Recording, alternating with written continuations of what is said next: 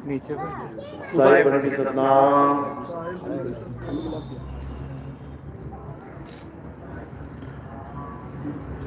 तो आज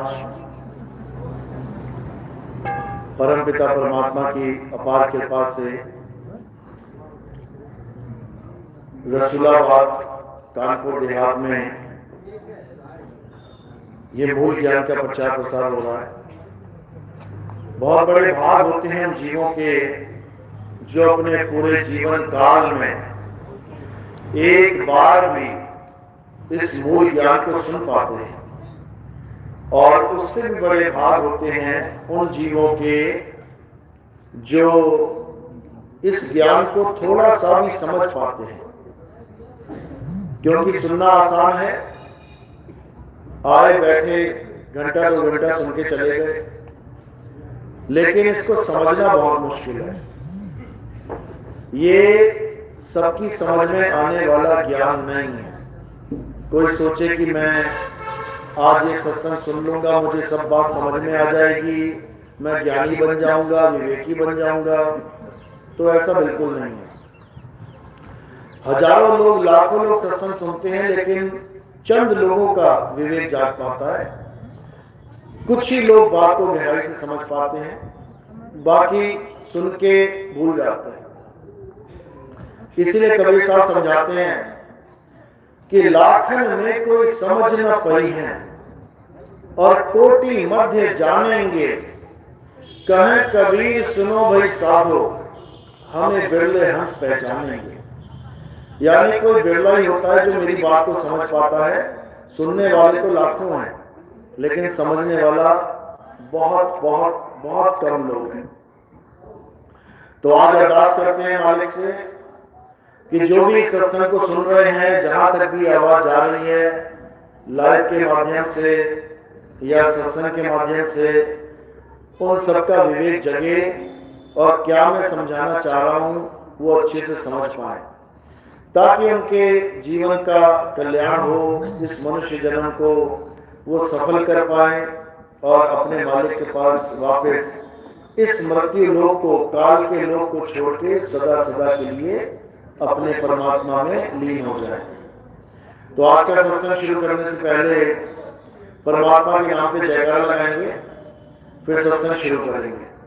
बोलिए परम पिता परमात्मा की, सदगुरु बंदी छोड़ कबीर साहेब की, सदगुरु मदन पति साहेब की, जे दीवान जवाहर पति साहेब की, सदगुरु राम सेवक साहेब की, सदगुरु पति साहेब की, कलीनापुर धाम की, सभी संतों की, पंडाल में आए भक्तों की, इनके माता पिता गुरुदेव की, इस गांव नगर बस्ती की, आज के आनंद की, सकल हंस को बंदगी, साहेब बंदगी सतनाम।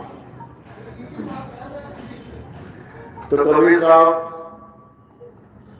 इस धरातल पे हमें यानी जीवों को समझाने के लिए बार बार आते हैं। उनके आने का एक ही मकसद है कि हम सब जीव इस मृत्यु लोक में, इस काल के लोक में, जिसका नाम ही मृत्यु लोक है, यानी मृत्यु यानी काल।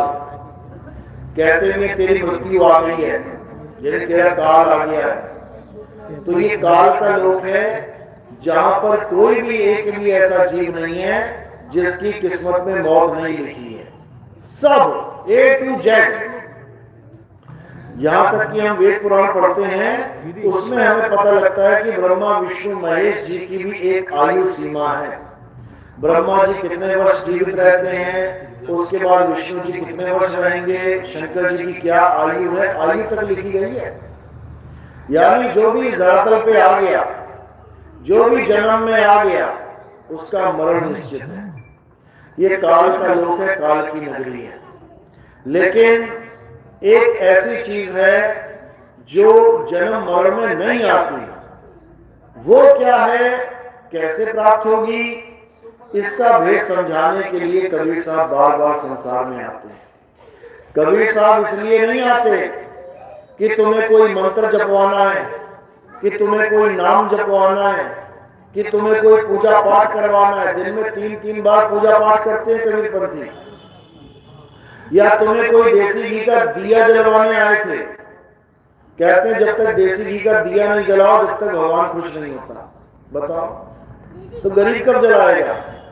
600 रुपए किलो देसी घी क्यों जलाएगा वो? उसके खाने के लिए, बच्चों के खाने के लिए देसी घी नहीं है, इनको जलाने के लिए चाहिए। तो कहने का मतलब यही है कि जो पाखंड आज तक हम करते आए थे वही पाखंड पकड़ाने नहीं आए कबीर साहब, बल्कि पाखंड से दूर करके उस अखंड को बताने के लिए, उस अखंड को जलवाने के लिए आए थे, ताकि हमारी जानकारी में वो अखंड आ जाए और हमारा काम बन जाए। लेकिन ये जीव, अज्ञानी जीव, जो इसको समझाने आता है ये उसी को अपना दुश्मन मान बैठता है। 52 कसमियां ले ली कबीर साहब की, यानी 52 प्रकार से मारने की कोशिश की गई। क्यों की गई? क्योंकि कबीर साहब ने पाखंड के खिलाफ बोलना शुरू कर दिया और हम जितने भी जीव थे सब पाखंडी पकड़ के बैठे हुए थे। दो ही चीजें संसार में, या पाखंड या अखंड, तीसरी कोई चीज नहीं है। पाखंड यानी पा यानी प्राप्त होना, खंड यानी खंडित वस्तु, और अखंड यानी जो कभी खंडित ना हो। बस दो ही चीजें हैं, या तो तुम पाखंडवाद में हो या तुम अखंडवाद में हो। इसी को गीता में सत्य और असत्य बताया गया। अध्याय 2 16वां श्लोक, हे अर्जुन, इस दुनिया में 2 प्रकार के तत्व हैं, 3 प्रकार के नहीं बताए। इस दुनिया में 2 प्रकार के तत्व हैं, एक असत्य और एक सत्य है। असत्य को पाखंड कहते हैं और सत्य को अखंड कहते हैं। यानी वो वस्तु जो खंडित हो जाए वो असत्य है, यानी जो जन्म और मरण में आ जाए, जो पल पल बदले, जो सदा एक सी ना रहे, उसे खंडित यानी असत्य वस्तु कहते हैं। और अखंड क्या है? जिसका कभी जन्म और मृत्यु नहीं होती, जो कभी बदलता नहीं है, जो सदा सदा एक सा रहे, उसे अखंड कहते हैं। अब क्या है पाखंड और क्या है अखंड, यानी क्या है असत्य और क्या है सत्य, इस पे विचार कर लेते हैं। अब असत्य क्या है? जो जन्मता और मर जाता है। क्या जन्मता और क्या मरता है? शरीर। आपके शरीर का जन्म हुआ, एक दिन पक्का मरेगा। जो भी जन्मेगा वो पक्का मरेगा, 101% सत्य है। यानी जितने भी शरीर आपको दिखाई दे रहे हैं ये सब मरेंगे। इसलिए शरीर अखंड नहीं है, शरीर सत्य नहीं है। किसका नहीं है? मेरा शरीर, सबका, सबका A to Z। जहां पर भी शरीर बोल दिया गया कि शरीर, समझ लो नाशवान है। मेरा शरीर नाशवान है, तुम्हारा शरीर नाशवान है, राम जी का शरीर, कृष्ण जी का शरीर, किसी का भी शरीर नाशवान है। क्योंकि शरीर अविनाशी होता ही नहीं है, वो होता ही नहीं है। तो शरीर यानी नाशवान तत्व, यानी असत्य, यानी शरीर की पूजा, नाशवान की पूजा, असत्य की पूजा। और क्या असत्य है? ये जितने भी मंदिर, मस्जिद, गुरुद्वारे, चर्च बनाए जा रहे हैं, ये आज बन के तैयार हो गए हैं, ये कल को अपने आप पुराने होके जर्जर अवस्था में आके एक दिन टूट जाएंगे, खंडित हो जाएंगे। यानी ये ईंट, पत्थर, सरिया, ये बालू, सीमेंट, ये सब क्या है? असत्य है। और इससे बनाई हुई चीजें क्या हो जाएंगी? असत्य हो जाएंगी। और क्या असत्य है? जो बदल जाए वो असत्य है। यानी भगवानों के, परमात्मा के, अल्लाह के, वाहिगुरु के जितने भी नाम इंसान ने रखे हैं, देखो बदलते हैं कि नहीं? कबीर साहब के पंथ में ही ले लेते हैं, कई लोग नाम जपते हैं सत कबीर सत कबीर, देख लेते हैं बदलता है कि नहीं। जैसे ही मैंने बोला सा, अगर ये बदल गया आगे जाके तो असत्य है। जैसे मैंने कहा सता कबीरा, ये बदल रहा है कि नहीं बदल रहा है? बदल रहा है। यानी जो चीज बदल रही है वो असत्य है। कबीर पंथियों का कबीर असत्य है, अन्य पंथियों का अन्य नाम असत्य है। जो भी पंथ में कोई भी नाम दिया जा रहा है वो सब असत्य है, क्योंकि बदल जाता है, वो बदल जाता है। जो बदले सो माया, परमात्मा कभी नहीं बदलता। अल्लाह वाहिगुरु गॉड तत्व रूप में कभी नहीं बदलता, नाम रूप में सारे नाम बदल जाते हैं। इसीलिए गुरु ग्रंथ साहब में भी वाणी दर्ज है कि कृत्रिम यानी नकली यानी असत्य, कृत्रिम नाम कथे तेरे जीवा, सत्य नाम तेरा परापुरबला। यानी नकली नाम जो इस जुबान से बोले जाते हैं वो सब असत्य है, सब झूठे नाम हैं। और सच्चा नाम क्या है? सत्य नाम तेरा परापुरबला। यानी हे परमात्मा, हे अल्लाह, हे वाहिगुरु, हे गॉड, तेरा जो असली नाम है, सच्चा नाम है, हक नाम है, पाक नाम है, वो कभी बदलता नहीं है, वो अपरिवर्तनशील है। तो कितने प्रकार के नाम हो गए? 2 प्रकार के, एक सत्य नाम, एक असत्य नाम, एक असली नाम, एक नकली नाम। असली नाम की क्या पहचान है?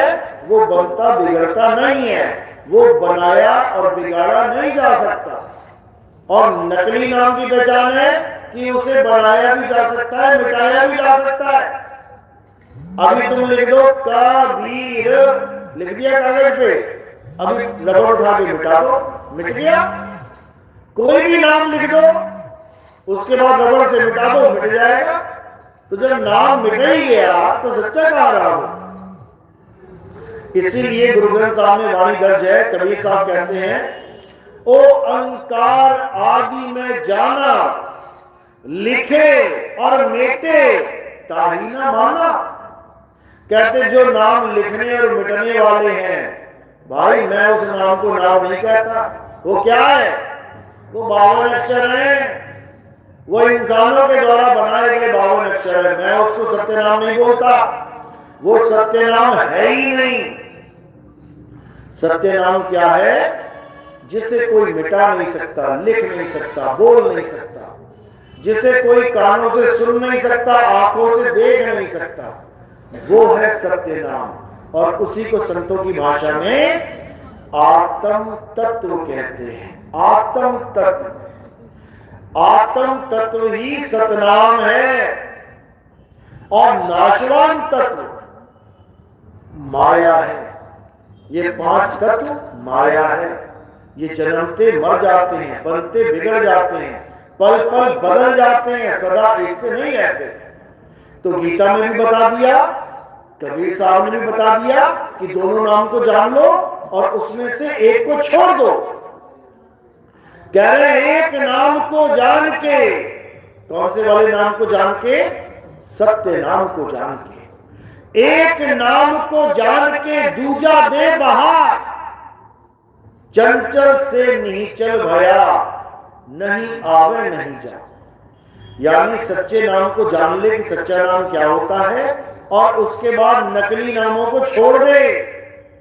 ये हिंदी के, पंजाबी के, उर्दू के, फारसी के, Spanish, Dutch, French, Japanese, Portuguese, जितने भी दुनिया भर के नाम, जितनी भी दुनिया भर की भाषाएं, जितने भी दुनिया भर के अक्षर जो इंसान ने बना दिए हैं, उसको त्याग दे, उसको जपना छोड़ दे। क्योंकि जप और तप करने से क्या होता है? नरकों में चले जाते हैं लोग, नरक में। तुम्हें पाठ पढ़ाया जा रहा है कि जप और तप से भगवान मिल जाता है, जबकि असलियत यह है कि जप और तप से इंसान नरक चला जाता है। कैसे?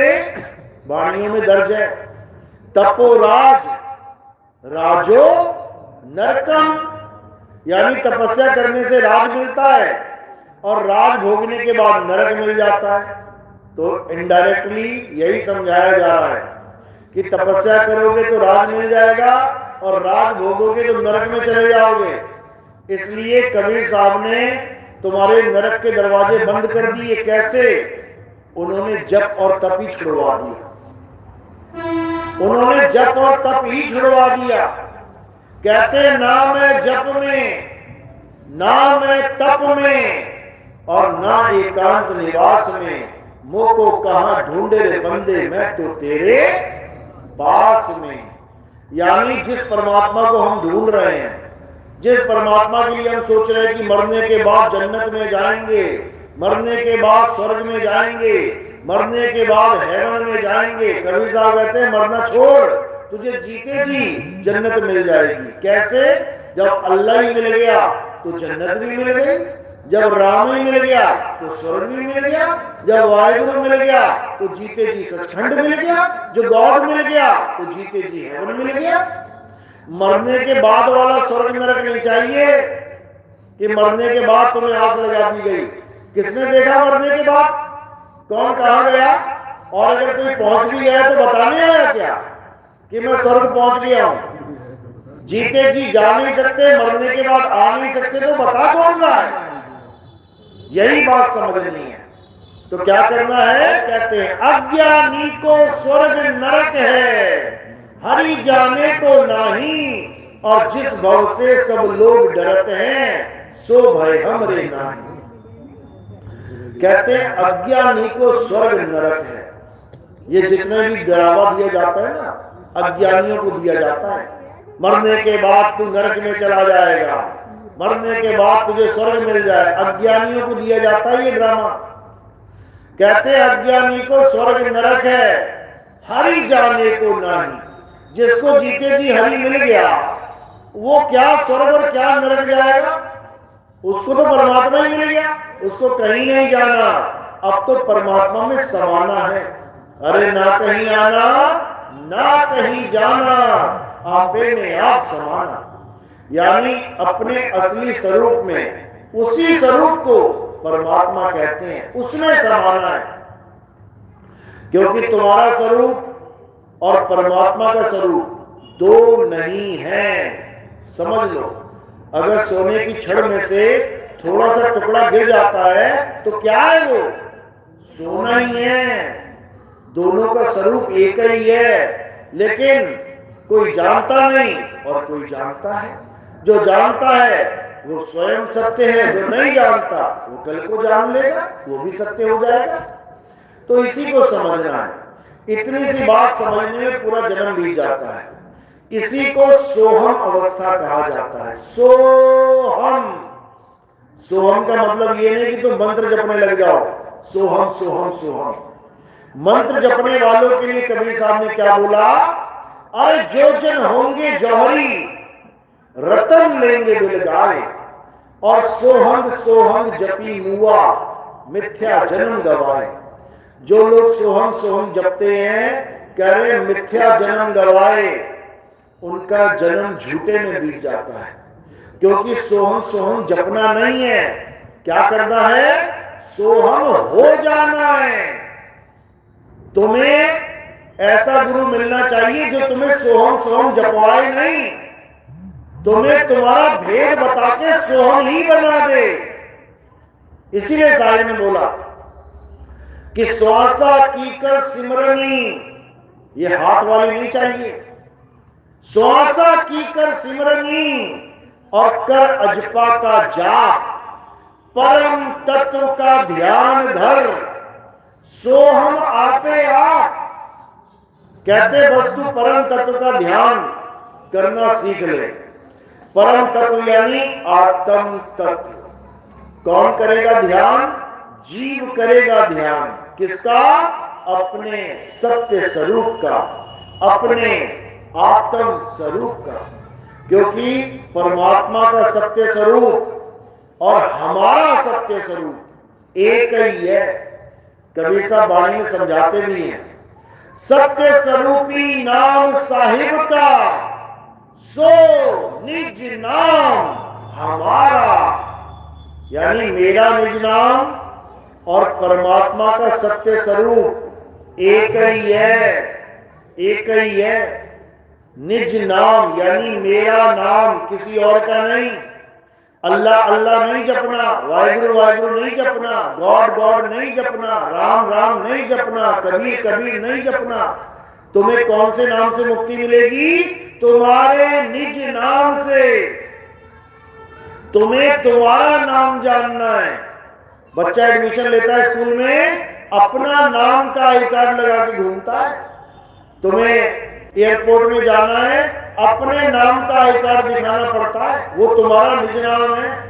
तुम किसी मंत्री संतरी का आई कार्ड दिखाओगे, घुसने नहीं दिया जाएगा। तुम्हें तुम्हारा निज नाम चाहिए। तो कबीर साहब क्या समझा रहे हैं?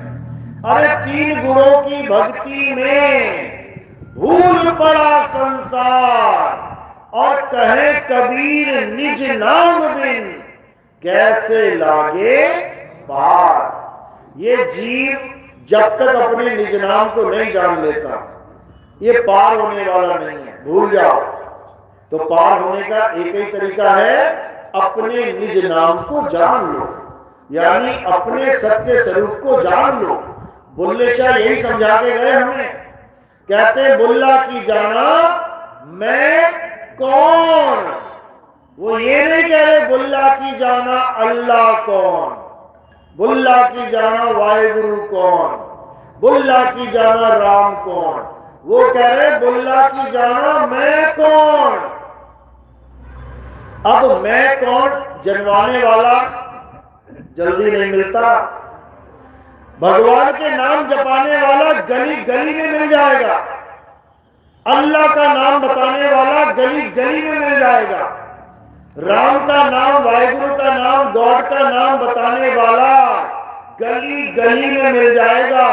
लेकिन तुम्हें तुम्हारा नाम बताने वाला ये भाई साहब जल्दी नहीं मिलता।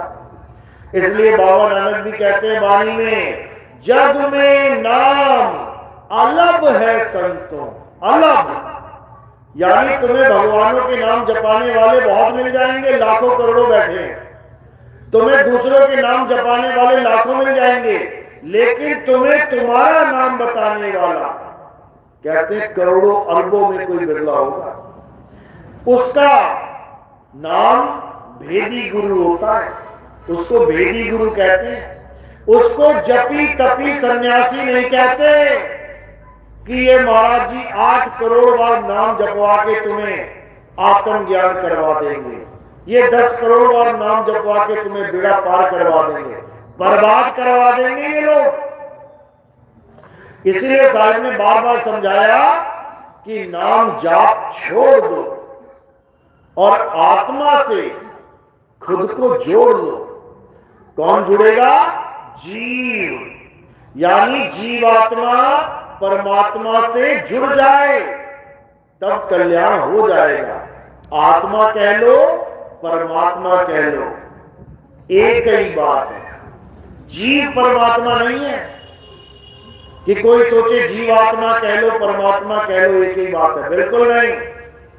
आत्मा कह लो परमात्मा कह लो एक ही बात है, क्योंकि आत्मा के साथ ना तो जीव अवस्था लगाई गई ना परम अवस्था लगाई गई।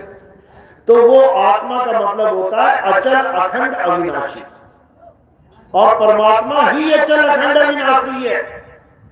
इसलिए जीव से मतभेद करने के लिए वहां परम लगा दिया जाता है कि कोई ये ना सोचे कि जीवात्मा की बात चल रही है।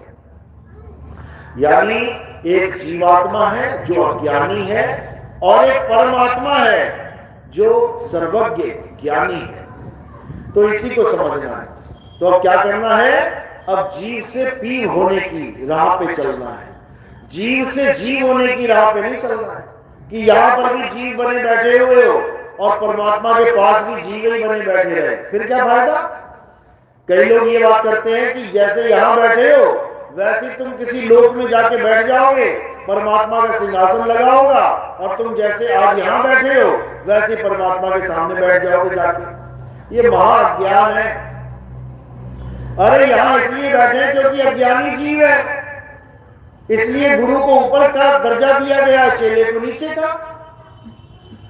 जीव अवस्था में चेला अज्ञानी है और गुरु ज्ञानी है। यहां मतभेद समझ में आता है, लेकिन वहां मतभेद समझ में नहीं आता भाई।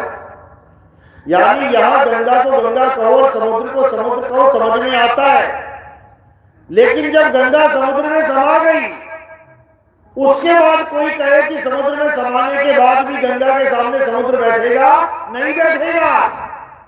वो गंगा स्वयं समुद्र हो जाएगी। समझो, ये दो वाला खेल ही खत्म हो जाएगा, वहां एक ही हो जाएंगे। इसीलिए कबीर साहब ने कहा, अब तो जाए चढ़े सिंहासन और मिले हैं सारंग पानी, राम कबीरा एक भये हैं। एक, पहले दो थे, राम अलग था, कबीरा अलग था, परमात्मा अलग था, जीव अलग था। अब क्या हो जाएगा? राम कबीरा एक भये हैं, कोई ना सके पहचानी। तुमने एक गिलास पानी ले लिया बाल्टी में से, अब दोनों की पहचान अलग अलग बन गई। एक बाल्टी में पानी है और एक गिलास में पानी है, लेकिन गिलास वाला पानी जब तुम बाल्टी में फेंक दोगे, अब उसको कोई पहचान नहीं दे सकता। अलग अलग दे देगा कोई कि ये इतना पानी है बाल्टी में, ये गिलास वाला पानी था, अब ना पहचाना जाता।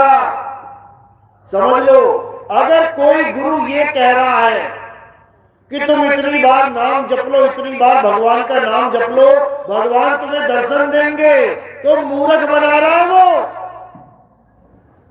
मूर्ख बना रहा है। क्यों? क्योंकि दर्शन करने वाला और दर्शन देने वाला फिर भी अलग अलग ही रह गए। जो कहता है कि तुम भगवान के वैकुंठ लोक में चले जाओगे, फिर क्या होगा? वहां तुम्हें भगवान के दर्शन होंगे। मूर्ख बना रहा है वो तुम्हें बेवकूफ बना रहा है, क्योंकि वो उस भेद को जानता ही नहीं कि परमात्मा के दर्शन करना और परमात्मा हो जाना एक ही बात है, एक ही। समझ लो, कहते सोई जाने हो जिही देव जनाई, और जानत तुम्ही होई जाई।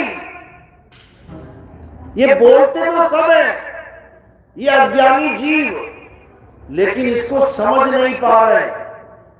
जानत तुम्ही होई जाई। अब कितने रहे वहां पे?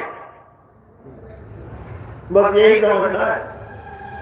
यानी जब हम परमात्मा को जानते हैं तो हम ही परमात्मा हो जाते हैं। फिर वहां ये नहीं होगा कि परमात्मा को जान भी रहे हो और परमात्मा अलग भी है तुमसे। फिर तुम मूर्ख बन गए हो, मूर्ख। समझ लो, क्योंकि परमात्मा को जानने वाला स्वयं परमात्मा ही हो जाता है। समुद्र को जानने से नदी समुद्र ही हो जाती है। इसी को कहा है सूरत समाए शब्द में, और वाको काल न खाए। काल किसको नहीं खा सकता? परमात्मा को नहीं खा सकता। जीव को तो पकड़ पकड़ के नचाता है। तो जब जीव परमात्मा ही समा गया, अब काल क्या बिगाड़ेगा उसका? तो इसी को समझना है। ये वो वाला काल नहीं है जिसके लिए बोला जाता है अकाल मृत्यु क्या मरे वो मरे जो काम करे चंडाल का, काल उसका क्या बिगाड़े जो भक्त है महाकाल का। सुना है ना? अब महाकाल की यात्रा देख लेना, कांवड़ यात्रा। ऐसे सड़कों में पड़े मिलेंगे तुम्हें कांवड़ यात्री, बोल बम करते करते फट गया ड्रम, हो गया खेल खत्म, वही मिल जाएंगे सारे। उनसे पूछो भगत है महाकाल का, तो ये काल कैसे दाव लगा दिया आपने? तुम लाशें भी उठा रहे हो और गा भी रहे हो, ये कैसे भाई? या तो कह दो ये झूठ है, या तो कह दो महाकाल के भगत को भी काल मार सकता है, तब तो समझ में आती है मेरे बात कि भैया ये महाकाल के भगत थे और ये कांवड़ यात्रा लेके जा रहे थे, रास्ते में किसी का भाई मर गया, किसी का बेटा मर गया, एक्सीडेंट हो गया, ऐसा हो गया, वैसा हो गया। बातें बड़ी बड़ी, दर्शन छोटे छोटे, ऐसे बात नहीं बनती भाई, ये तो धोखा होगा। अरे महाकाल का मंदिर केदारनाथ, क्या हुआ था वहां पे? वहां काल का तांडव मचा था, लाइव देख रहे थे लोग। महाकाल के भगत यहां से वहां, वहां से वहां भागते जान बचा रहे थे अपनी, और वो भी ना बचा पाए। जब पूरा समुद्र ही आ गया, कौन बचेगा? केवल मंदिर मंदिर बचा, वो भी इसलिए कि पीछे एक बहुत बड़ा पत्थर था। पत्थर ने पानी के वेग को 2 भागों में बांट दिया और मंदिर पे प्रेशर नहीं पड़ा। उसकी महिमा गा रहे हैं। बताओ, भगत सारे मर गए और मंदिर बचा हुआ, उसकी महिमा गा रहे हो, बताओ। और बातें कर रहे हो काल उसका क्या बिगाड़े। जो भगत है महाकाल का, एक ना छोड़ा काल ने, एक भी ना छोड़ा। फिर किसके साथ धोखा हो रहा है? हम जीवों के साथ। हरियाणा में एक गांव था, कांवड़ यात्रा में 28 लड़के एक साथ मारे गए। सोचो, इस गांव में, एक गांव में 28 जवान लड़कों की लाशें अगर जलाई जाएं, कैसा माहौल होगा? जयकारे लग रहे होंगे क्या महाकाल बाबा के? क्या जयकारे लग रहे होंगे कि भगवान तेरा लाख शुक्र है, हमारे गांव के 28 लड़के मारे गए? क्या बच्चों वाली बातें चल रही हैं? अरे ये काल की नगरी है, यहां कोई नहीं बच सकता, कोई भी नहीं। ना अल्लाह का बंदा बचेगा, ना वाहिगुरु का, ना राम का बंदा बचेगा, ना गॉड का। बताओ कहां नहीं मरते लोग? कौन सी यात्रा में बस नहीं पलट रही है? कौन सी यात्रा में आग नहीं लग रही है? कौन से मंदिर में भूकंप नहीं आ रहा है? क्या बच्चों वाली बातें चल रही है? कबीर साहब ने सीधे बोल दिया, अरे 3 लोक एक जेल है, पाप पुण्य 2 जाल, और सारा जग भोजन बना, खाने वाला काल। उन्होंने ये नहीं कहा कि हमारा वाला भगत बच जाएगा। सब मरेंगे, सब, क्योंकि 3 लोग बना ही मारने के लिए, लेकिन फिर भी बचेंगे अगर थोड़ा सा विवेक लगा दिया तो, थोड़ी सी बुद्धि लगा दी तो। कैसे बचेंगे? कबीर साहब समझा रहे हैं, अरे बचना चाहो काल जाल से, तो चीनो शब्द हमारा, और कहे कबीर अमर कर राखूं जो निज होए हमारा। कबीर साहब कहते हैं मरना तो पड़ेगा, इसमें कोई दो राय नहीं है। चाहे कबीर भगत हो, चाहे नॉन कबीर भगत हो, चाहे अल्लाह का बंदा है, चाहे मौला का बंदा, चाहे किसी का बंदा हो, शरीर तो उसका मरना ही मरना है। लेकिन वो नहीं मरेगा। कैसे नहीं मरेगा? क्योंकि उसे जब सतगुरु मिल जाएगा तो उसे उसके सत्य स्वरूप का बोध करवा दिया जाएगा। यानी अब जो एक चीज थी पहले, अब 2 हो जाएंगे। यानी पहले आपकी दृष्टि में, आपके विवेक में, आपकी सोच में आप एक थे। कौन थे? ये काया। कोई आपसे कहेगा अपनी फोटो दिखाओ, तो तुम अपनी काया की फोटो दिखा के कहोगे ये मैं हूं। यानी तुमने एक कर दिया सब कुछ। जब विवेकी गुरु मिल जाएगा, वो क्या कर देगा? वो तुम्हें 1 से 2 कर देगा। मतलब तुम्हारी काया को अलग कर देगा और तुम्हारे आत्म स्वरूप को अलग कर देगा। यानी वो तुम्हें समझा देगा कि बेटा तू शरीर नहीं है, तू क्या है? आत्मा है। जैसे ये बात समझ में आ गई कि मैं शरीर नहीं हूं, मैं आत्मा हूं, शरीर की मृत्यु होगी। कोई 1 साल का जीवन लेके आया है, कोई 2 साल, कोई 10 साल, कोई 50 साल, कोई 100 साल। 1, 2, 4, 5, 10, 50, 100 साल में शरीर मरेगा ही मरेगा। और जब तुमने ये जान लिया कि मैं एक आत्मा हूं, अब कब मरोगे? कब मर जाती है आत्मा? 10 साल बाद, 20 साल बाद, 100 साल बाद, 1000 साल बाद, लाख साल बाद, करोड़ साल बाद, अरब साल बाद, खरब साल बाद, जन्मों जन्म बीत जाएंगे गिनती गाते गाते, ये तब भी नहीं मरेगी। सारी दुनिया के देवी देवता आ जाए, सारी दुनिया के पीर पैगंबर आ जाए, सारे दुनिया के औलिया आ जाए, सारी दुनिया के ऋषि मुनि आ जाए और आत्मा को श्राप दे दे कि हे आत्मा तू मर जा, मर जाएगी क्या? नहीं मरेगी। ये ऐसा तत्व है जिसका कभी नाश हो ही नहीं सकता। गुरु हमें उस तत्व का ज्ञान देता है, इसलिए असली गुरु को तत्वदर्शी संत कहते हैं। ये मंत्र जपी तपी सन्यासी नहीं, इनको तो त्यागना है, इनको तो छोड़ना है। ये जपी तपी सन्यासियों को छोड़ना है और पकड़ना किसे है? तत्वदर्शी संत को। इसीलिए गीता में अध्याय 4 34वां श्लोक क्या बताया गया? हे अर्जुन, अगर तुम सत्य को जानना चाहते हो, अगर तुम आत्म तत्व को जानना चाहते हो, तो ऐसे तत्वदर्शी संत की शरण में जाओ।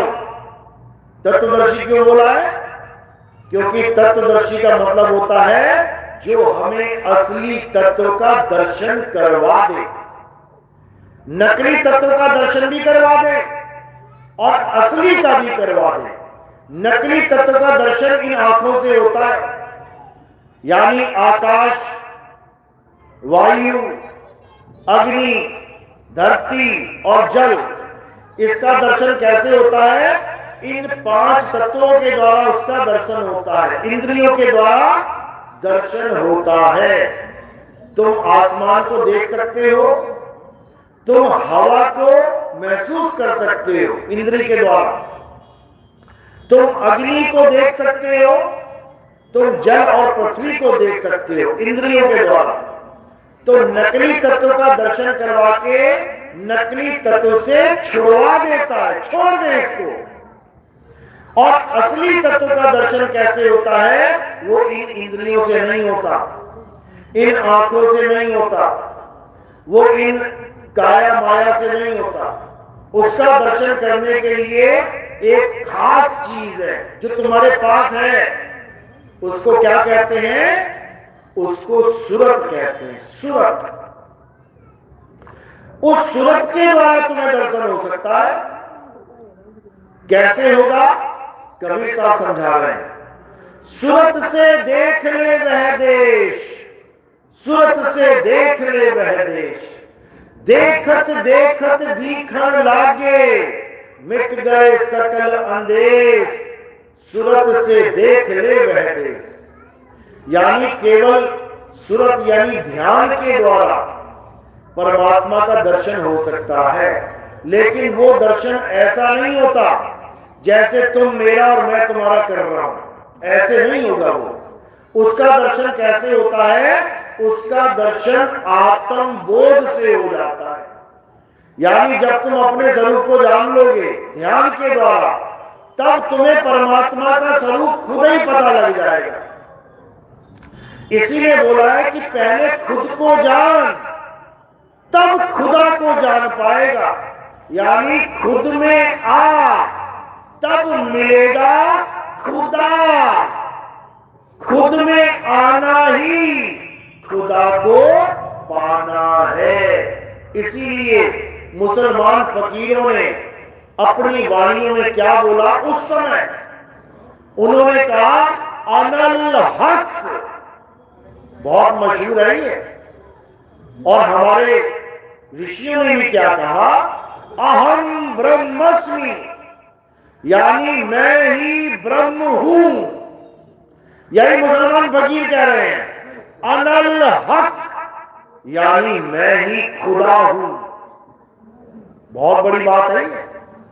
जैसे उन्होंने कहा कि मैं खुदा हूं, उनको जहर दे दिया गया। एक बार भी ये नहीं सोचा गया कि इतना प्यारा फकीर, अल्लाह को प्यार करने वाला, अगर कुछ कह रहा है तो उसकी बात को समझा जाए। लेकिन किसी ने समझने की कोशिश नहीं करी। उन्होंने क्या सोचा, ये खुदा बनना चाहता है, और उसको जहर पिला दिया। तो क्या वो मर गया? वो कभी नहीं मर सकता।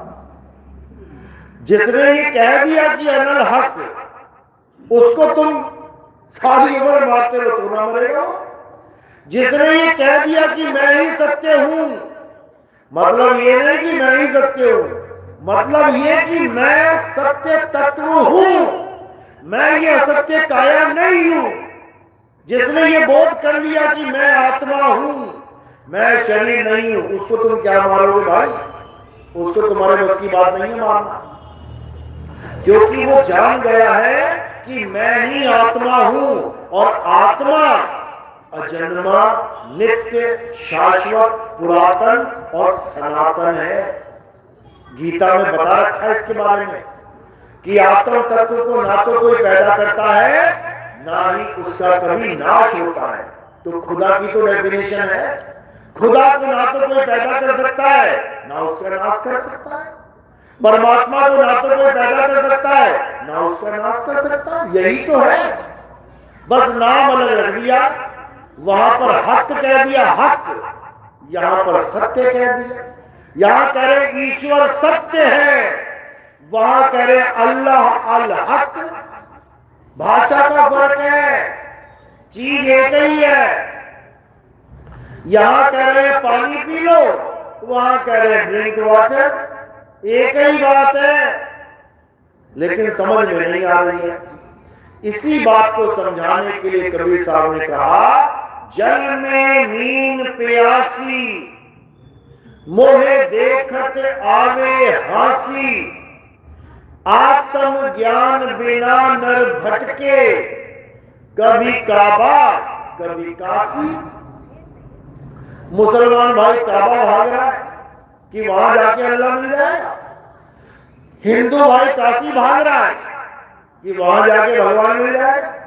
अब मुसलमान का अल्लाह और हिंदू का भगवान है कहां, ये दोनों को नहीं पता। कबीर साहब समझा रहे हैं, ज्यों तिल माही तेल है और ज्यों चकमक में आग, तेरा साईं तुझ में है, जाग सके तो जाग। जागने की बात चल रही है, क्योंकि हम अज्ञानता में सो रहे हैं। आंखें भले खुली है मेरी, लेकिन सोए हुए हैं। भले दिख रहा है कि हाँ इसकी आंखें खुली है, जागा हुआ है, ये सोया हुआ है। जागेगा कब? जब अपने सत्य स्वरूप को जान लेगा। अरे मैं कहता हूं जागत रहियो, और तू जाता है सोई रे, तेरा मेरा मनवा कैसे एक होई रे। मैं कह रहा हूं तू शरीर नहीं, तू आत्मा है, और तू कह रहा है मैं आदमी हूं, मैं औरत हूं, मैं बच्चा बूढ़ा जवान हूं। हमारा ज्ञान मैच हो ही नहीं सकता। मैं कह रहा हूं तू अविनाशी है, और तू कह रहा है डॉक्टर साहब मुझे बचा लो। ज्ञान एक हो ही नहीं सकता, समझ लो। मैं कह रहा हूं कि तू छठे तत्व में समा, और तू 5 में फंसा पड़ा। ज्ञान एक ही नहीं हो सकता कभी। इसीलिए बोला साहब ने, जहिया जन्म मुक्ता हता, तहिया हता ना कोई। अरे छठी तुम्हारी है जगह, तू कहां चला बिगोए। यानी तू कहां 5 तत्वों में जाके फंसने के लिए जा रहा है। तेरी जगह छठा तत्व है। छठा तत्व यानी निहित तत्व। तू 5 तत्वों में फंस गया है। कुत्ता बिल्ली हाथी घोड़ा बन गया है, इंसान भी बन के 5 में ही फंसा हुआ है। अब मौका है, अब आत्मा बन, अब आत्मा हो जा। एक बार आत्मा हो गया तो ना तो तुझे कोई पकड़ पाएगा, ना तुझे कोई काट पाएगा, ना तुझे कोई जला पाएगा।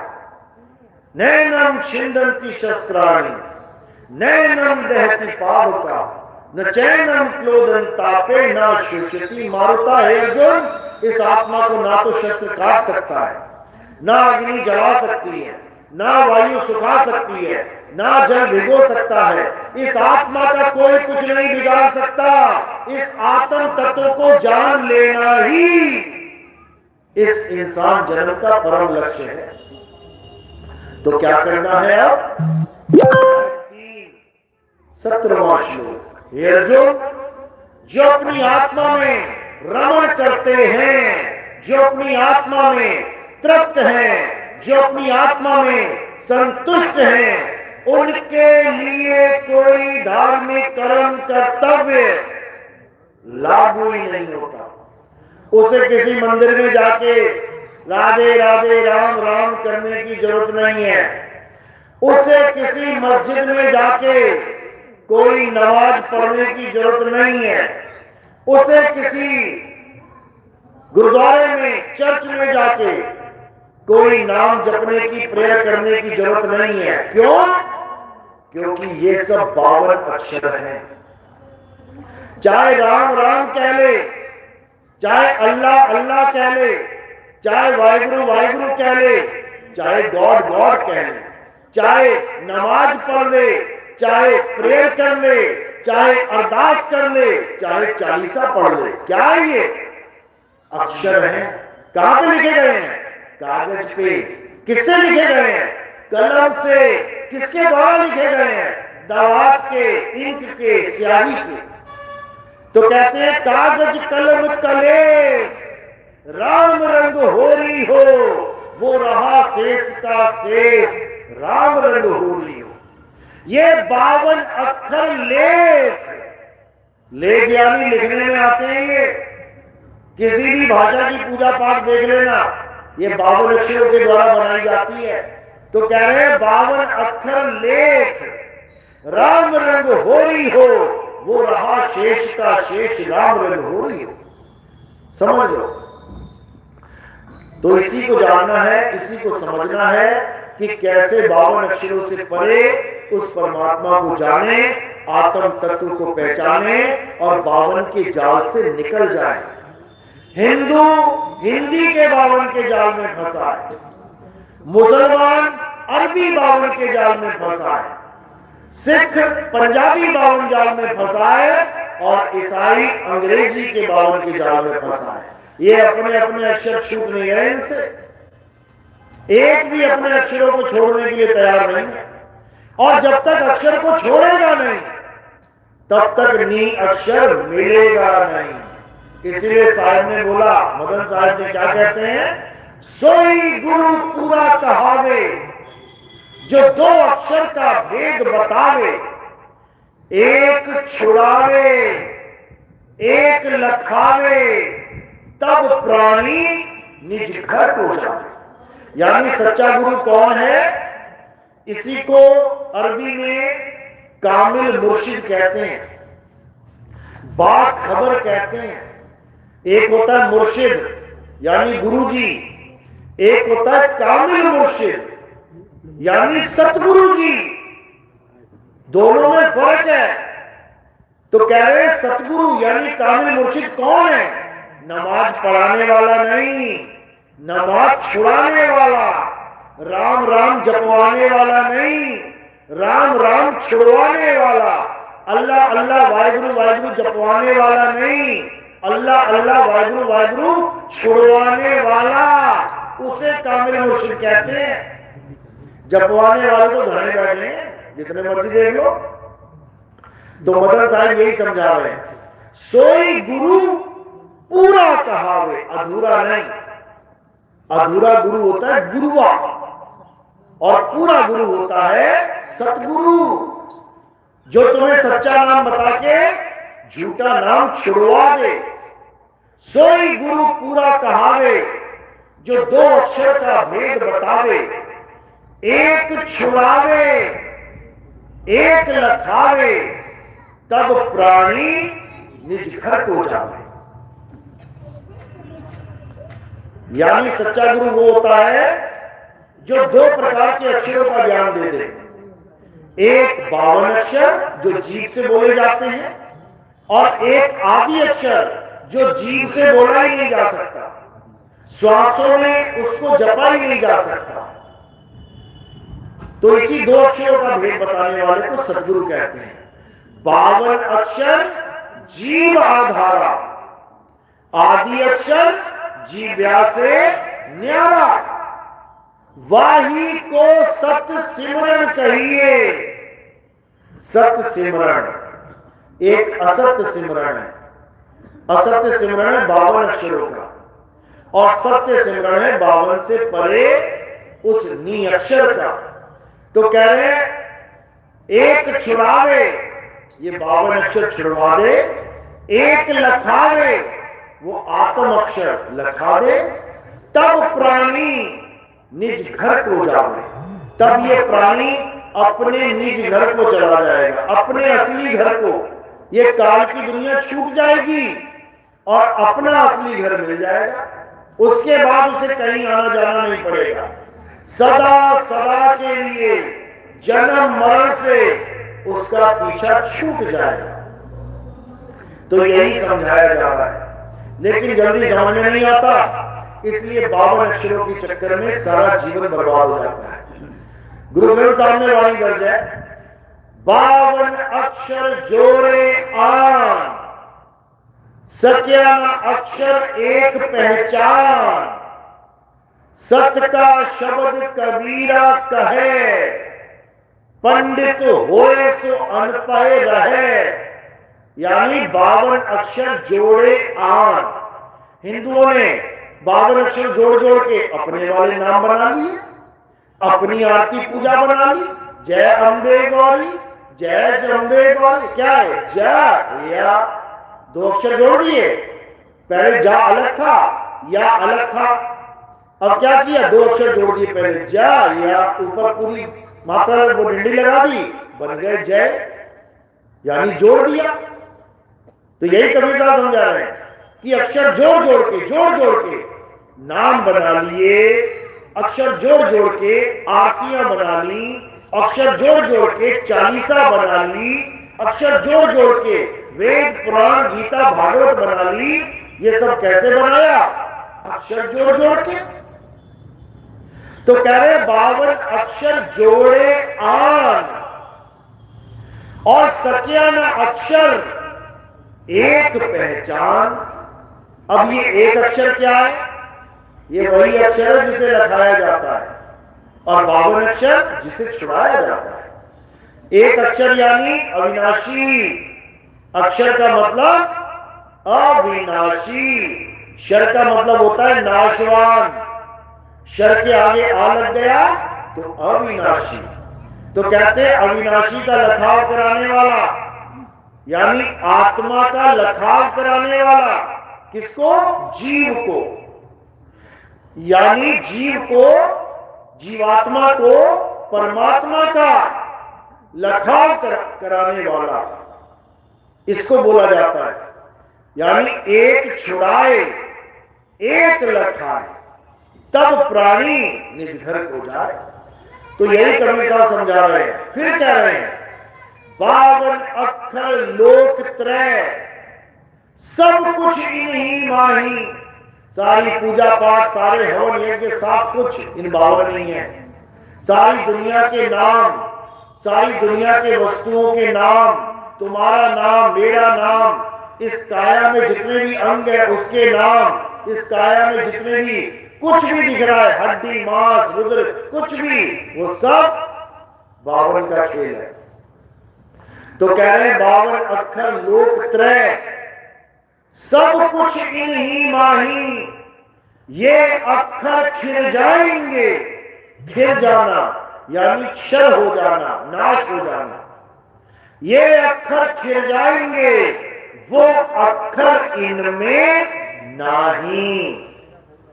यानी जो असली अक्षर है परमात्मा का, जिससे हमारी मुक्ति होगी, जिसके लिए बोला गया कलयुग में एक नाम आधारा, सिमर सिमर नर उतरो पारा।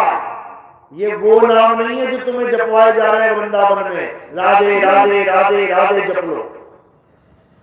राधे राधे जपोगे तो कृष्ण कृष्ण कहां गया फिर? भगवान कृष्ण है कि भगवान राधा है? पहले तो यही बता दो।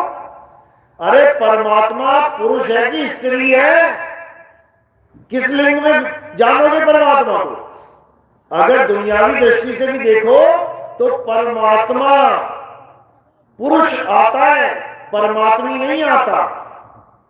स्त्री नहीं बोला जाता पुरुष को। तो अज्ञानी भी पुरुष मानता है परमात्मा को, लेकिन यहां तो परम ज्ञानी स्त्री मान के बैठे हैं परमात्मा। जो गुरु बने बैठे हैं वो राधे राधे जप रहे हैं। बताओ, कहते सृष्टि भगवान ने बनाई है। कृष्ण जी 3 लोक के मालिक हैं। विराट रूप में उन्होंने सारी सृष्टि अपने मुंह में रखी हुई है और नाम जपो राधे राधे। हद हो गई है, हद। अब मामला सारा माया का है, सीधी सी बात है। यही राधे राधे जपने वाले पहले काशी में ओम नमः शिवाय जपते थे, शिव शिव करते थे। कहते हैं मुझे शिव जी ने दर्शन भी दे दिए काशी में। बताओ, जिसको शिव जी ने दर्शन दे दिए वो राधा राधे जपने लग गया। मतलब गजब ही कर डाला। अरे जिसको भगवान दर्शन दे दे वो तृप्त हो जाता है। रावण को दर्शन दिए थे शंकर जी ने, तो रावण क्या राधे राधे जपने लग गया था? ये कौन सा फार्मूला निकाल दिया नया? बताओ। अरे जिसका नाम जप रहे हो उसने दर्शन दे दिए तो तुम्हारी भक्ति खत्म हो जानी चाहिए, संपूर्ण हो जानी चाहिए। तुमने तो भगवान ही बदल डाला, पुरुष से स्त्री में आ गए। ये माया का चक्कर है भाई, माया का।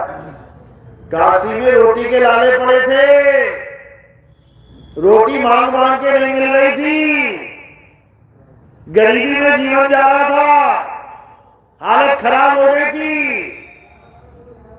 रोग था, रोग ठीक करने के लिए पैसा नहीं था। तो क्या किया? भगवान ही बदल डाला। देखा कि यार ये राधे राधे वाले तो बहुत बढ़िया मजे का जीवन जी रहे हैं, ये तो बड़ी बड़ी गाड़ियों में घूम रहे हैं, कुछ करना भी नहीं है, राधे राधे राधे राधे, ये बढ़िया काम है। ऐसा काशी छोड़ा, ऐसा वृंदावन पकड़ा कि कसमें खा ली कि मैं वृंदावन कभी नहीं छोड़ूंगा। क्यों? वृंदावन छूट गया तो बेटा फिर फकीर बनना पड़ेगा। वृंदावन छूट गया तो गाड़ी भी छूट जाएगी, वृंदावन छूट गया तो फिर वही पुराने वाले दिन आ जाएंगे याद। इसलिए बेटा कसम ही खा लो कि मैं वृंदावन कभी नहीं छोड़ूंगा। यानी माया ने ऐसा जकड़ लिया कि जिस पवित्र स्थान पर शंकर जी ने दर्शन दिए थे उसका भी दर्शन जीवन में कभी नहीं कर पाएंगे कि मुझे इस जगह पे प्रभु मिला था। अरे सारे तीर्थ वो कहलाते हैं जहां भगवान प्रकट हुए थे, और ये तो अपना तीर्थ ही छोड़ के भाग गए, वृंदावन में राधे राधे जप रहे। तो भैया माया का खेल है, माया का। और कबीर साहब समझा रहे हैं, माया ने बिछाया फंदा और वहां से निकला कोई कोई बंदा। ये सबके बस की बात नहीं है माया से निकलना। अरे ब्रह्मा विष्णु महेश जी ने निकल पाए माया से? कबीर साहब की वाणी पढ़ो, क्या कह रहे हैं? माया महाठगिनी हम जानी, अरे केशव के कमला बन बैठी, शिव के भवन भवानी, माया महाठगिनी हम जानी, काहू के हीरा बन बैठी। राजा के यहाँ क्या बन के बैठ गई? हीरा। कह रहे काहू के हीरा बन बैठी और काहू कौड़ी कानी, माया महाठगिनी हम जानी। भिखारी किसके लिए लड़ते हैं? एक एक 2-2 रुपए के लिए। भिखारी के कटोरी में से तुम 1 रुपया डालने की जगह 10 सिक्के निकाल लेना, फिर देखना माया का खेल। भिखारी दौड़ाएगा तुम्हें, किसके लिए? वो 10 रुपये के लिए। और राजा के यहां से हीरा चोरी करके देख लेना, वो भी तुम्हें दौड़ाएगा। राजा 10 रुपए के लिए नहीं दौड़ाएगा, 10 रुपए देके तो कहेगा जा ले जा, लेकिन जब उसका हीरा चुराओगे फिर देखो तो कह रहे काहू के हीरा बन बैठी और काहू कौड़ी कानी माया महाठगनी हम जानी। अब कह रहे योगी, बड़े बड़े योगी, सिद्ध योगेश्वर कह रहे योगी के योगी बन बैठी और ब्रह्मा के ब्रह्मानी माया महाठगिनी हम जानी। ये माया का कोई एक रूप नहीं है भाई, अलग अलग रूपों में माया तुम्हारे सिर पे चढ़ के बैठी है। अब माया का क्या रूप है? कबीर साहब समझा रहे, अरे माया माया सब कहे, माया चीने ना कोई, और जो मन से ना उतरे माया कहिए सोए। जो तुम्हारे मन में चीज अटक गई वही माया है, समझ लो। यानी आज के समय में देख लेना, जो चीज तुम त्यागना नहीं चाहते, आज की बात बता रहा हूं, अभी की, ऐसी कौन सी चीज है जो तुम छोड़ नहीं सकते? कोई भी ले लो, जो तुम्हें कोई कहे इसको छोड़ दे और तुम कह दो हाँ छोड़ दिया, लेकिन एक ऐसी चीज होगी जिसके लिए तुम कहोगे मैं नहीं छोड़ सकती, वही माया है, वही तुम्हारे नाश का कारण है, वही तुम्हारे पतन का कारण है। चाहे वो बेटा हो, बेटी हो, मां हो, बाप हो, पैसा हो, दुकान हो, कुछ भी हो, जो तुम आज नहीं छोड़ सकते भाई साहब मरते वक्त भी नहीं छूटेगी। याद रखना इस बात को। तो मुक्त कौन है? जिसको कहा जाए सब कुछ छोड़, ले भैया छूटा ही हुआ है, तू ले ले, उसको मुक्त कहते हैं। यानी ऐसी चीज जो तुम्हारी अति प्रिय है और वो छूट जाए, समझ जाना तुम मुक्त हो। खुदा ने भी परीक्षा ली थी, खुदा ने अपने नबी की परीक्षा ली। उसको कहते हैं तेरी सबसे प्यारी चीज कौन सी है? उस नबी की सबसे प्यारी चीज कौन सी थी? मुसलमान भाई बताएंगे, कौन कौन मुसलमान है? आप खड़ा करो। क्या बात है। उसका बेटा उसकी सबसे प्यारी चीज थी। ये मत समझना हिंदुओं का सत्संग चल रहा है यहाँ पे, या मुल्ला जी भी बैठ जाएंगे आके, या सिख भी बैठते हैं, या ईसाई भी बैठते हैं, क्योंकि ये धर्म कर्म वाला सत्संग नहीं है, ये समझ लो। तो उस मुसलमान को, उस नबी को अल्लाह ने कहा कि तेरी सबसे प्यारी चीज कौन सी है? उसने कहा मेरा बेटा। अल्लाह ने कहा कुर्बान कर दे। कुर्बान का मतलब ये नहीं होता कि आश्रम में दान कर दे। कैसे कुर्बानी होती है मुसलमानों को पता है? एक छुरा होता है लंबा सा, कहते कुर्बान कर दे मेरे नाम पे। तो उसने क्या कहा कि महाराज इसमें क्या बड़ी बात है। वो अपने लड़के को ले गया कुर्बानी स्थल पे और क्या किया? कुर्बान कर दिया, गर्दन काट दी उसकी। अल्लाह ने परीक्षा ले ली कि भाई क्या बात है, ये तो मुक्त है, यानी जो सबसे प्यारी चीज थी इसने वही मेरे पर कुर्बान कर दी, अब इसे कौन बंधन में डालेगा। तो जब उसकी परीक्षा हो गई, वो पास हो गया, तो अल्लाह ने क्या किया? उसका बेटा तो जिंदा हो गया और वहां पर क्या क्या पड़ा मिलेगा? क्या बना दिया वहां पे? मुर्दा, मेमना, बकरा। वही प्रथा चलती आ रही है जिसको बकरीद कहते हैं।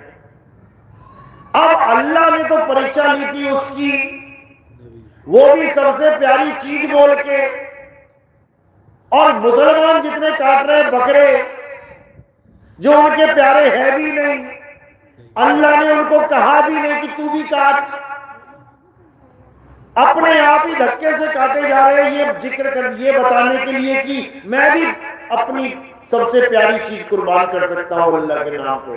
अरे बकरा थोड़ी नहीं बोला था अल्लाह ने। दिखा दो, कहीं दिखाओ कि अल्लाह ने नबी से कहा तू बकरा कुर्बान कर। तुम्हें बेवकूफ बना दिया इन लोगों ने। अल्लाह ने कहा था सबसे प्यारी चीज कुर्बान कर, तो तुम खुद अपने हाथों से उस चीज का नाम लिख दो जिसको तुम छोड़ नहीं सकते, जिसके बिना तुम्हें यह लगे कि मेरा जीवन ही बर्बाद है, जिसके बिना तुम्हें लगे कि मैं जीऊंगा कैसे। अगर तुमने उस चीज को कुर्बानी कर दी तो भाई साहब जन्नत खुद चल के तुम्हारे पैरों में आ जाएगी। समझ लो इस बात को। ये मन बड़ा शातिर है, बेवकूफ बनाता ही है। इसने सब मुसलमान भाइयों को बेवकूफ बना दिया कि बकरा काटो और अल्लाह के नाम पे कुर्बान कर दो और जन्नत मिल जाएगी। अल्लाह जन्नत तब देगा जब तुम सच्चे मन से ये बात बताओ कि तुम्हें सबसे प्यारा क्या है। किसी को अपना बेटा प्यारा है, किसी को अपनी कार प्यारी है 50 लाख की, 1 करोड़ की, 2 करोड़ की, किसी को अपना फ्लैट बहुत प्यारा है। दुबई में लिया जी मैंने, बुर्ज खलीफा में मेरा फ्लैट है, बहुत प्यारा है मुझे, दे कुर्बान कर जरा। 5000 का बकरा काट दिया अल्लाह को खुश करने के लिए, जरा अपना फ्लैट दान करके दिखा किसी को, तब देखे तुझे जन्नत मिलेगी। क्या बच्चों वाली बातें कर रहे हैं। तो इसलिए माया महाठगी हम जानी, तो इसलिए और सत्य को जानना है। सत्य क्या है? सत्य हरि भजन है। और माया क्या है? माया एक सपना है।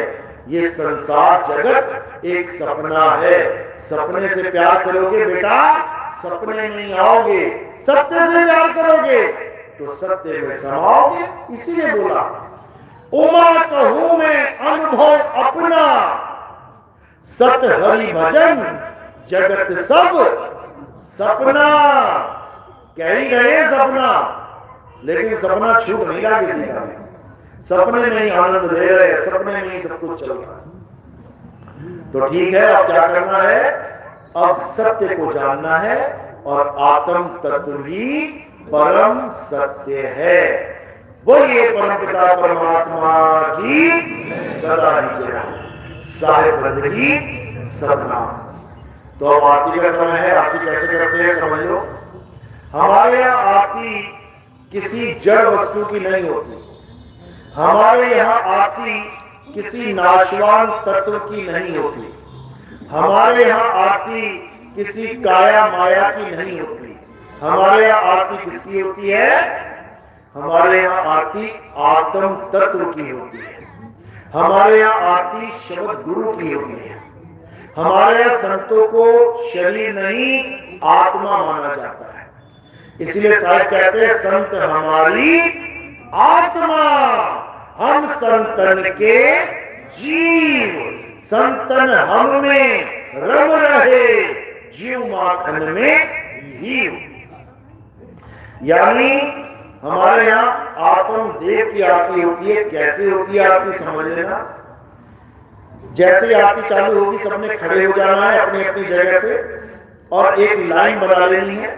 जो भी आरती करना चाहेगा लाइन में लग जाएगा।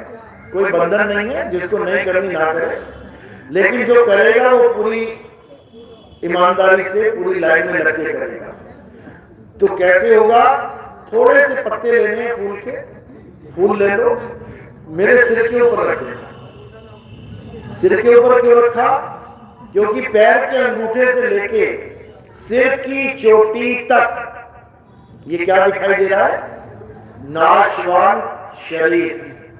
हमने आरती नाशवान शरीर की नहीं करनी है, हमने आरती अविनाशी आत्मा की करनी है।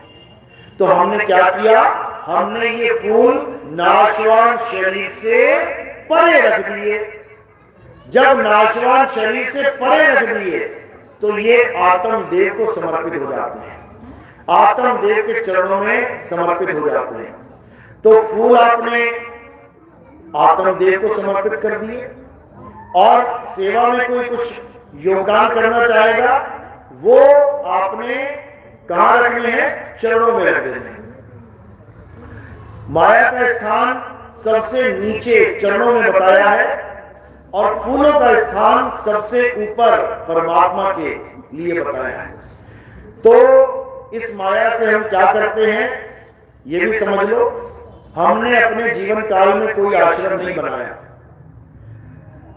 2010 से हम प्रचार कर रहे हैं, आज तक हमने कोई आश्रम नहीं बनाया और ना ही हमने कोई आश्रम बनाना है, क्योंकि हमारा काम आश्रम बनाने का है ही नहीं। हमारा काम जीव को जगाना है। इस नाशवान दुनिया में, इस काल के लोक में हमें कोई आश्रम बना के यहां बंधन में नहीं डलना है, क्योंकि अगर तुमने घर बना लिया तो उसकी देखरेख भी तुम्हें करनी पड़ेगी, उसमें ताले भी तुम्हें मारने पड़ेंगे और उसकी चिंता भी तुम्हें करनी पड़ेगी। हमारे पास इतना समय है नहीं कि हम किसी और की चिंता करें। हमारी चिंता एक ही है कि जीवों की मुक्ति कैसे हो, जीव निकले कैसे। तो इस सेवा से हम क्या करते हैं, हम इस सेवा से संतों की वाणियों का सार छापते हैं। हमारे ग्रंथ का नाम है हर हर गीता घर घर गीता। हम ये ग्रंथ कहाँ बांटते हैं, जो बड़ी बड़ी यात्राएं चलती हैं हमारे देश में, कोई कांवड़ यात्रा चल रही है, कोई माँ वैष्णो देवी की यात्रा चल रही है, कोई बाबा रामदेव की यात्रा चल रही है, कोई कैसी यात्रा चल रही है, हम वहां भक्तों की ड्यूटी लगा के हजारों के हिसाब से उस गीता का फ्री वितरण करते हैं, बिल्कुल मुफ्त। वो गीता हजारों के हाथों में पहुंच जाती है, और जो भगवान को पाने के लिए अपने घर से हजारों किलोमीटर दूर जा रहा है, वो उस गीता को पढ़ के समझ जाता है कि मेरा साईं मुझ में है, मुझे अपना परिवार छोड़ के किसी यात्रा में जाने की जरूरत नहीं। अकेला आदमी परिवार में कमाने वाला है, उसके बूढ़े माँ बाप, उसकी बीवी, उसके बच्चे उसके ऊपर डिपेंड है खाने पीने के लिए, अकेला कमाने वाला, और वो यात्रा करने जा रहा है, और यात्रा में खुदा न खास्ता उसका देहांत हो जाता है। सोचो अब क्या होगा, पूरा परिवार तहस नहस हो जाएगा। क्यों मर रहा है वो फालतू का, भगवान को ढूंढने जा रहा हूं जी। अरे भगवान तेरे घर में बैठा है, भगवान तेरे घर में बैठा है, तू भगवान को गली मोहल्लों में ढूंढने जा रहा है, कैसे मिलेगा, नहीं मिल पाएगा। तो क्या करना है, उस गीता को पढ़ के वो लोग आत्मा को समझने लग जाते हैं, गीता को पढ़ के कृष्ण जी के असली ज्ञान को समझने लग जाते हैं, और धीरे धीरे धीरे धीरे हमारे सत्संगों से जुड़ जाते हैं। और जैसा गुरु ग्रंथ साहब में बोला गया है, हृदय नाम ध्याओ और घर बैठे गुरु पाओ। यानी परमात्मा एक ऐसी चीज है जो तुम्हें घर बैठे मिल जाएगा, क्योंकि वो दूर है ही नहीं। अज्ञानियों के लिए वो दूर है, इसलिए यात्राएं कर रहे हैं, और ज्ञानियों के लिए वो हाजिर नाजिर है। इसलिए बोला संतों ने, साहिब का घर दूर है जैसे पेड़ खजूर, और ज्ञानी जन के पास में अज्ञानी से दूर। तुमने एक पौधा लगाया खजूर का, वो बड़ा होके है तो तुम्हारे आंगन में, लेकिन इतना ऊंचा हो गया कि तुम पहुंच ही नहीं पा रहे वहां पे, क्यों, तुम्हें चढ़ना ही नहीं आता। अब वो है तो आंगन में तुम्हारे पास, लेकिन तुम्हारी पहुंच से दूर हो गया, अब तुम उसका आनंद नहीं ले पाओगे। जैसे खजूर पकेगी, कोई पक्षी आएगा उठा के ले जाएगा, वो गिरने ही ना देगी नीचे। लेकिन ज्ञानी जन के पास में, जिसे ऊपर चढ़ना आ गया, उसके पास ही में है वो पक्षी को नहीं हाथ लगाने देगा, वो पक्षी से पहले चढ़ जाएगा ऊपर और खजूर तोड़ के नीचे आ जाएगा। इसी प्रकार जैसे कस्तूरी हिरण की नाभि में है, और वो ढूंढने कहां जा रहा है, केदारनाथ, बद्रीनाथ, वो कहां ढूंढने जा रहा है, अयोध्या, जबकि हिरण की नाभि में कस्तूरी है। तो क्या कह रहे हैं, कस्तूरी कुंडल बसे और मृग ढूंढे वन माही, ऐसे रमता राम है ये दुनिया जाने नहीं। जो असली राम है वो हमारे पास है। कृष्ण जी क्या कहते हैं, एकजुट, जो अपने जीवन काल में अपनी आत्मा को जान लेता है वही असली राम को प्राप्त कर पाता है। वही परमात्मा को प्राप्त कर पाता है। और जो आत्मा को छोड़ के नाशवान तत्वों की तरफ चला जाता है उसे मैं कभी प्राप्त नहीं होता। बिल्कुल क्लियर। यानी क्या करना है, अब हमें अपनी आत्मा में परमात्मा को ढूंढना है। ठीक है, मंदिर मस्जिद गुरुद्वारे चर्च बनाए जाते हैं किसके लिए? हमारे लिए। कारण क्या है? कि हमें याद रहे कि भगवान नाम की कोई चीज है, अल्लाह नाम की कोई चीज है, वाहिगुरु नाम की कोई चीज है। इसीलिए मंदिर मस्जिद गुरुद्वारे बनाए जाते हैं ताकि तुम कहीं पर भी जाओ, किसी भी गली में जाओ, याद रखो कि भगवान है। लेकिन कहो कि मंदिर में है, नहीं, वो तुम्हारे अंदर है, तुम्हारे अंदर है। तभी तो काया चल रही है। ये हाथ पैर क्यों हिल रहे हैं? आत्म तत्व की वजह से। गीता में इसी आत्मा का बार बार जिक्र किया जा रहा है। अध्याय 2 भरा पड़ा है यही समझाने के लिए कि आत्मा को जान लो, आत्मा को जान लो अर्जुन, आत्मा को जान, अविनाशी को जान। लेकिन कौन जान पा रहा है भाई? पूरी गीता इसी का संदेश दे रही है। इसीलिए हम गीता का पब्लिकेशन करवाते हैं, हम गीता को छपवाते हैं और गांव गांव में हम गीता को बांटते हैं ताकि गीता का ज्ञान पहले तुम्हें समझ में आ जाए, उसके बाद हर चीज समझ में आने लगे। अगर गीता का ज्ञान तुम्हारे समझ में नहीं आया, भाई साहब भूल जाओ कि तुम सही रास्ते पे जा सकते हो, नहीं जा सकते। इसलिए पहले गीता का ज्ञान, आत्मज्ञान और फिर जन्म मरण से मुक्ति। बोलिए परमपिता परमात्मा की सदा ही जय। और सेवा का हम क्या करते हैं, टीवी में हमारा प्रोग्राम आता है, साधना टीवी और ईश्वर टीवी। आप सुबह 6:30-7 बजे बैठ जाओ, आपको टीवी में बार बार मैं आता दिखाई दूंगा।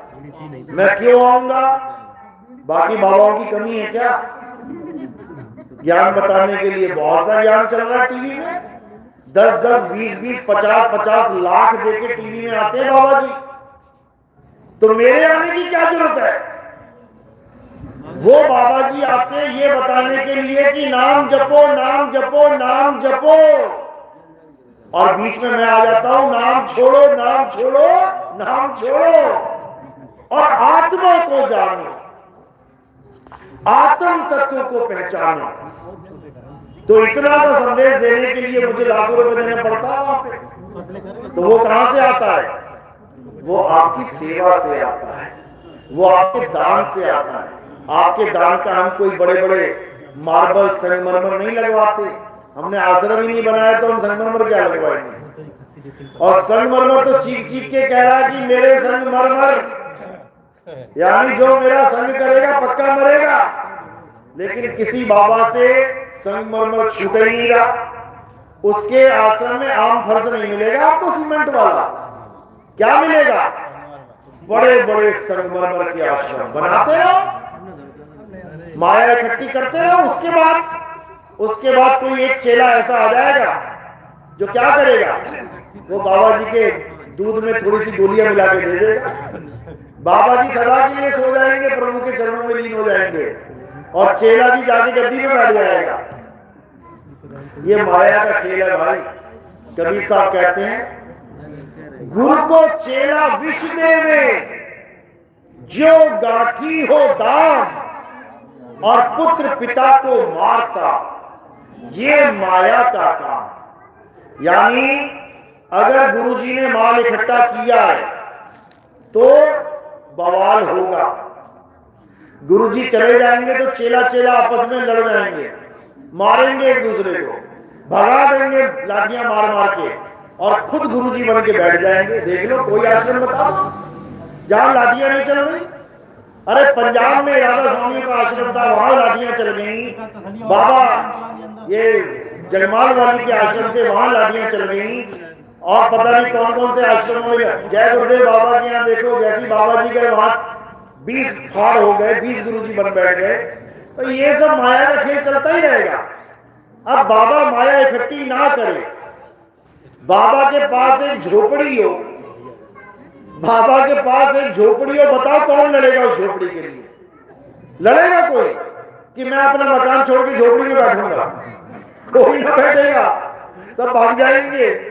तो इसलिए अगर बाबा माया जोड़ेगा तो पक्का ऐसा चेला आ जाएगा जो माया का ही पुजारी होगा, और बाबा फिर इस दुनिया से चलता बनेगा। तो इसलिए कबीर साहब कह रहे हैं, मन लागो मेरो यार फकीरी में, आप लोग आते हो, जो सुख मिलता राम भजन में, सो सुख नहीं अमीरी में।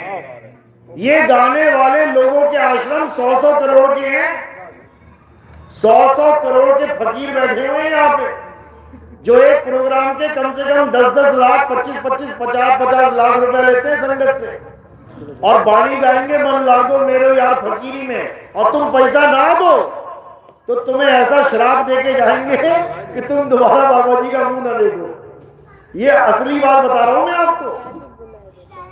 ऐसे ऐसे प्रोग्राम होते हैं जहां बाबा जी को पूरी पेमेंट ना मिले तो ऐसे ऐसे श्राप देके जाते हैं बाबा जी, और कहते हैं दोबारा मत बोल दियो कभी प्रोग्राम कराने के लिए। तो ये माया का खेल बहुत विराट है भाई, इससे बचना है। साहिब बन की सतनाम। अब आरती होगी, आरती में सबने खड़े हो जाना है और 2 लाइनें लग जाएंगी इधर और इधर, और आराम से आरती करके उसके बाद भोजन भंडारा होगा, प्रसाद लेके ही जाना है।